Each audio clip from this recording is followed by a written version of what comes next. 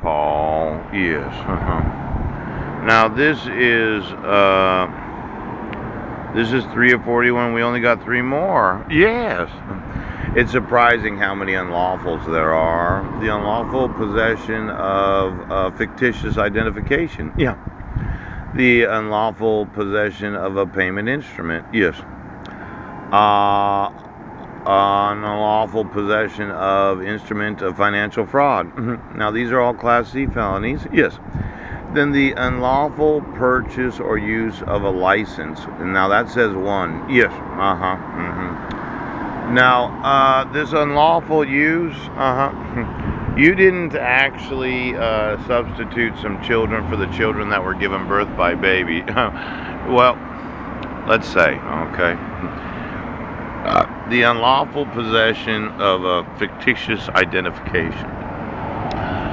Not just the twins or the triplets, because I've been wanting to do a little unprogramming and deprogram. Yes, but you had to make a little baby that looked like the baby that the parents didn't know about, so they could be on the baby. Ha ha ha ha ha. Now, that identification they got, did they have the identification of the individual that was actually birthed? Pooch. I know you would say, well, it is lawful to give false identifications to anything and everything born that happens to look like somebody that was born in a hospital with a birth certificate. Yes. But I would say it's unlawful possession of identification to not have the individual be the actual individual. Pooh! Now, you didn't make a dog of me, did you? And he looks like me? You didn't call him Paul C. Budnecker or something like that? It's kind of like Heidi Lee Budner and then Heidi Lee Budneck.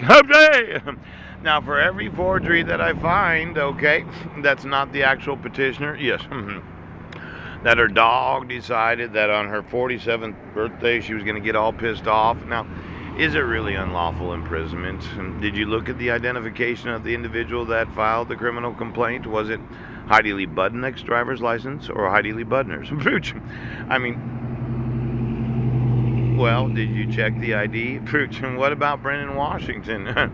Did the prosecuting attorney's office ever ask for a copy of the actual driver's license of the individual, and then you went to your database of actual signatures of individuals born in the United States and said, well, you look like the woman, but that signature is not the signature of the woman.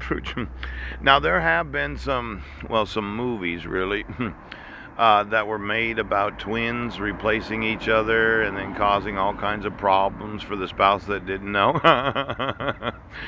And some of them are very attractive twins. Don't think I wouldn't like a very attractive twin. Yes. Not myself, but a woman. But then there were those psychotic twins that happened to look like a school teacher in a little rural town that fraudulently used her identification to file some sort of 2-count criminal complaint. Now, what identification requirements is there for the prosecuting attorney's office to file a criminal complaint on behalf of the alleged victim that didn't acknowledge it because there's no signature on it? Yep. Then I mentioned about 95% of the court documents that say it's the petitioner of the dissolution of marriage. Yes.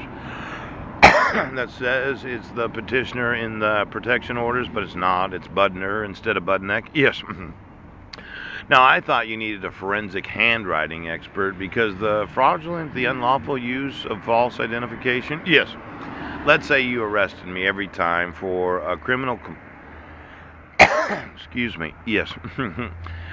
What are the actual